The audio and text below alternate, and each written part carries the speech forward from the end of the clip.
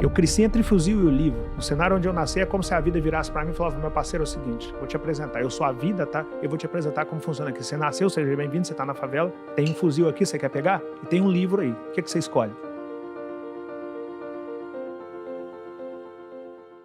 Quando eu comecei a minha caminhada lá, aos 7 anos de idade, por que eu comecei? De onde surgiu o Rico e Vendedor? Surgiu porque até os 7 anos de idade eu nunca tinha comido carne. E eu queria conhecer carne. E a minha mãe falou que não era pra gente. Cara, carne não é pra gente não. Isso é caro pra caramba, tá fora da nossa realidade, é por isso que a gente não come. Eu falei: o que eu tenho que fazer pra comer? Então, pra comer carne você tem que ter dinheiro. E pra ter dinheiro você tem que trabalhar. Só que ninguém vai te empregar porque você só tem 7 anos de idade. Caramba. Aí eu falei: deixa que eu resolvo essa parada, eu mesmo me emprego. E aí plantei uma horta com meus irmãos e comecei a vender verdura na rua. Por que eu comecei a vender verdura na rua? Porque minha mãe me falou que eu tinha que trabalhar e que trabalhando eu chegava no dinheiro e chegando no dinheiro eu chegava na carne. Ou seja, eu sabia o que eu queria, comer carne. E a minha mãe me contou um planejamento básico. Trabalho, dinheiro é igual a comer carne. Ou comprar qualquer coisa que você quiser. Então, eu comecei a vender verdura para eu comer carne. Se eu viesse que, sei lá, veio uma seca e a minha verdura não cresceu, eu poderia desistir de vender verdura. Mas eu ia passar a vender sacolé e o meu objetivo era o mesmo, comer carne. Sacolé não dá, eu ia parar de vender sacolé. E eu ia passar a engraxar sapato, o meu objetivo era o mesmo, comer carne. Então, quando a gente fala de não desistir, não é de não desistir de não comer carne. Eu quero comer carne, não vou desistir disso aqui não. Agora, o que eu vou fazer para chegar até aqui, eu posso mudar a qualquer tempo, porque não é desistir, é a questão de não dar murro em ponta de faca. Pô, eu tô vendo que esse solo aqui não é fértil. Eu tô vendo que a alface aqui não cresce. Eu vou insistir em plantar alface aqui? Errado isso. Eu posso vender sacolé porque eu tô num lugar que é mais quente, então eu vou vender sacolé porque nesse momento dá para eu vender sacolé. Veio o inverno? Não, então agora eu tenho que vender capa de chuva. Vai chover, eu vou vender capa de chuva, não vou vender sacolé. Agora, o objetivo é o mesmo. Seja lá o que eu for fazer, o objetivo é chegar no dinheiro e depois chegar no dinheiro, chegar na carne. Então nós temos que ser igual a água. Modele seu curso de acordo com a natureza do solo por onde você passa. Não adianta você achar que você vai furar uma parede de, sei lá, de concreto puro com seu dedo e bater num dedo, não vai furar. Agora, por algum motivo, se você descer o elevador aqui, o elevador deu defeito, eu vou descer de escada, deu defeito na escada, eu vou descer de rapel, vou descer esse prédio aqui de alguma maneira e vou passar por essa parede e vou chegar lá do outro lado. Você vai chegar lá do outro lado, mas não vai chegar lá do outro lado furando, tentando furar a parede com a sua própria mão. Você vai morrer ali e não vai conseguir fazer isso acontecer. E o que acontece com muita gente? Insistir em projetos que visivelmente não vão sair daquela ótica ou daquele patamar ou daquele degrau e achar que daquilo ali vai alcançar o seu extraordinário. Ou culpar o universo como: cara, eu sou um cara esforçado, eu sou um cara dedicado, eu sou um cara que faz a minha parte e eu não consigo. Por que eu não consigo? De repente você é até um cara esforçado, é até um cara dedicado, é até um cara que faz a sua parte, mas você está insistindo em uma ideia que não vai te levar ao extraordinário por esse viés. Mas de repente você pode buscar novas maneiras de se fazer a mesma coisa para que essas novas maneiras de se fazer a mesma coisa possa possibilitar a sua condução para o seu extraordinário. No cenário que eu fui criado, a mentalidade que se ensinou foi: ó, isso não é pra gente. Esquece carne, não é pra você. Esquece conga, não é pra você. Eu caçava quichute. Quichute é cruel pra caramba. E a conga era o primeiro passo depois do quichute. O all-star era o segundo passo depois do quichute. Esquece, não é pra você. E esquece morar bem, não é pra você. Esquece esse negócio de faculdade, não é pra você. E a primeira coisa que eu tive que mudar foi: vai ser pra mim o que eu determinar que é pra mim, desde que eu de fato determine e execute. Isso criança. Era mais fácil eu esquecer comer carne do que eu insistir em comer carne. Eu falei: não, eu vou comer carne. Eu era uma criança, o que não é bonito, eu sempre falo isso. Não acho legal uma criança andando vendendo verdura. O lugar de criança é na escola, mas no meu caso não tinha opção. Era fazer ou fazer. Era uma corrida contra a fome. E aí eu tinha que vender. E quando eu passava pros meus coleguinhas vendendo, todos eles ficavam: ah, tá vendendo, ele é pobre, ele tá vendendo, nós estamos brincando e ele tá vendendo. É uma maneira de tentar minar aquilo que você tá fazendo. Eu tinha que ser forte para suportar aquilo ali e seguir, porque senão não chegava na minha carne. A vida de uma criança de comunidade é muito cruel.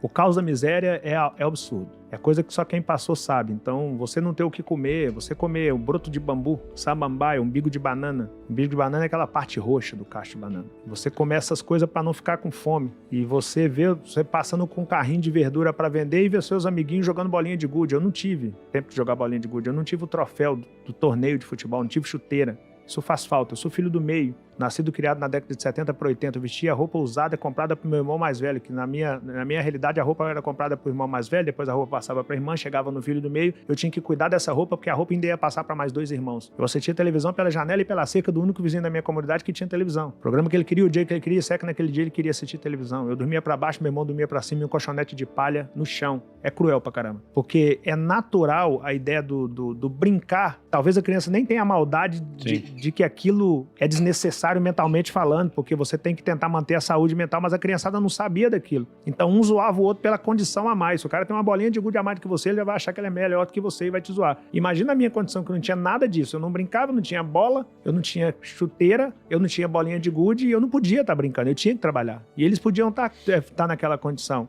Então, pra mim, era pesado pra caramba aquilo. Só que se eu jogo a toalha ali e vou brincar também, talvez eu não tava aqui hoje gravando esse podcast. Eu não sei qual é a condição que eles estão hoje, mas eu sei o quão foi importante pra mim descobrir cedo que eu deveria quebrar todas aquelas crenças limitantes ali de que carne não era pra mim, de que conga não era pra mim, porque depois que eu consegui comer carne através da venda, aí eu vi que dava pra eu comprar o que eu quisesse através da venda. Meu segundo passo foi comprar conga. O problema é que tá todo mundo esperando o melhor ambiente. O melhor ambiente pode te favorecer, se você for de fato um águia. Agora, se você for de fato um águia, você transforma o pior ambiente. O sonho das pessoas é estar entre os extraordinários do planeta. Aí você fala, cara, Henrique, não conheço nenhum extraordinário no planeta. Fala, então tenta estar entre os extraordinários do seu país. Não dá, cara, sou muito pequeno. Então tente estar entre os extraordinários do seu estado. Também não dá, sou muito pequeno. Tente os do sua capital, não dá. Tente os da sua cidade, não consigo. Tente os do seu bairro, não consigo. Tente os da sua rua. Cara, na minha rua não tem ninguém extraordinário, então seja essa pessoa. Não interessa se você tá no caos da favela ou se você tá no Alphaville, não interessa. Você tem que ser o extraordinário daquele lugar. Você tem que ser a parte boa daquele lugar. Não interessa como é o lugar se você se propor a ser a parte boa dele. Seja lá onde eu passar, eu preciso ser a parte boa desse lugar. E sempre que eu morei em comunidade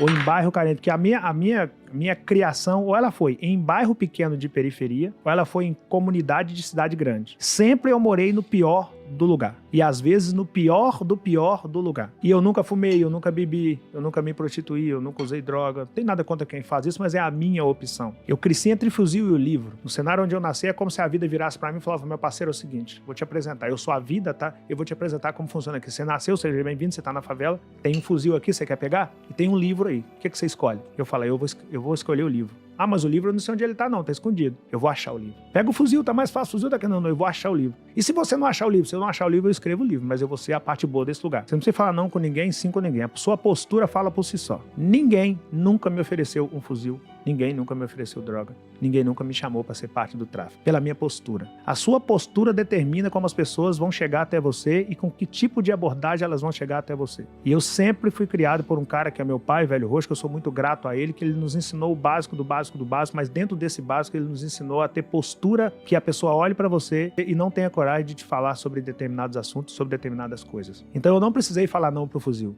Eu não dei espaço para que ninguém me oferecesse um fuzil. Eu não precisei falar não para as drogas. Eu não dei espaço para que alguém me oferecesse drogas. Eu não precisei falar não para prostituição. Eu não dei espaço para que ninguém chegasse perto de mim com a intenção de prostituição. É difícil pra caramba fazer isso pelo cenário que você está, mas não é impossível fazer isso. É possível. E o problema é que a galera vai se apegar ao ser difícil e aí vai. Por quê? A sedução visual da coisa é muito pesada. Porque o cara da comunidade, ele é o cara que tem o melhor carro, ele é o cara que tem a melhor corrente, ele é o cara que tá com a mulher mais bonita, ele é o cara que dá o melhor rolê, ele é o cara que faz a melhor festa, e o garoto, o primeiro ídolo de um garoto de comunidade é o dono do morro. Pra ele fala, quando eu crescer, eu quero ser esse cara. Eu não tinha esse pensamento, porque eu queria ser meu pai. Meu primeiro ídolo sempre foi meu pai. Pô, meu pai trabalhou pra caramba, meu pai sempre crê em Deus, meu pai leu a Bíblia desde criança, meu pai tem um amor inenarrável por minha mãe, meu pai criou 5 filhos em comunidade sem nenhum deles pegar em arma, sem nenhuma das minhas irmãs engravidar na adolescência. Eu falei, cara, eu quero ser esse cara quando eu crescer. Então eu não dei espaço pra olhar pro externo e falar, eu quero ser aquele cara do fuzil. Eu queria ser meu pai.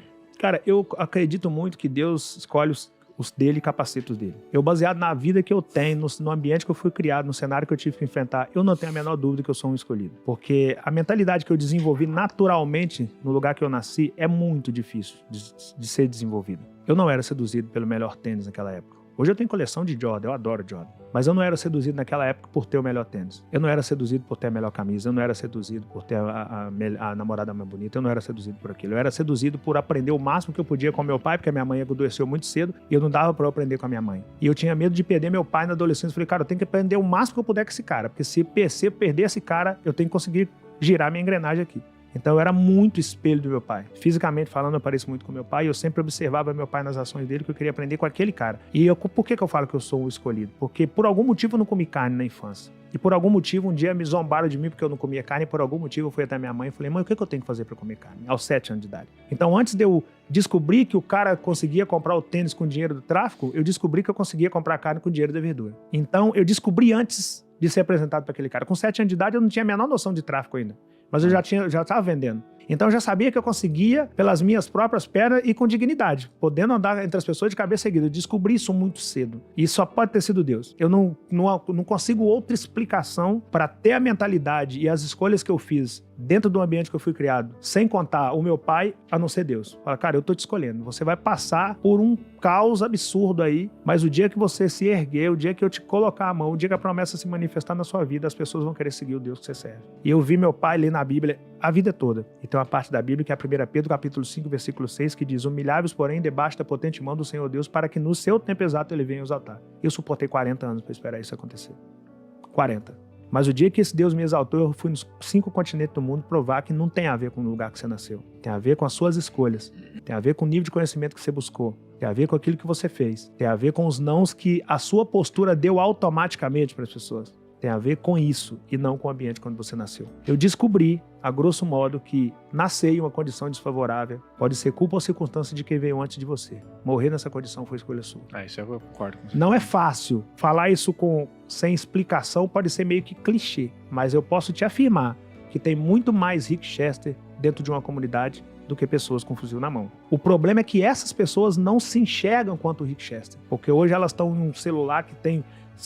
cada vez que você rola a barrinha do celular, tem bilhões de novas coisas acontecendo. É o ambiente de consumo em cima deles o tempo todo e eles não buscam conhecimento para o básico do básico do básico do básico. E aí começam a entrar dentro de determinadas bolhas que ancoram essa galera na mediocridade. Mas tem potência absurda de comunidade que você não tem noção, você não tem ideia do quão grande é um moleque de comunidade que poderia pegar no fuzil, fazer um curso de barbeiro e abrir uma barbearia. É gigantesco o gesto daquele cara. Só que aquele cara abre uma barbearia e ele se contenta em abrir a barbearia. E ele quer ter o melhor carro. Assim que ele abre a barbearia, ele já quer comprar o melhor carro ao invés de fazer um curso sobre educação financeira. Aí ele não começa a buscar conhecimento. Ele entra para uma bolha do cara que até conseguiu abrir uma barbearia, mas ele não consegue avançar porque ele não fez um curso. Aí ele entra para dentro das bolhazinhas e vai ficando. E aí é muita gente que tá dentro de bolha ficando, que tem potencial absurdo, que poderia ser um cara que facilmente tinha potencial para sentar nessa mesa aqui.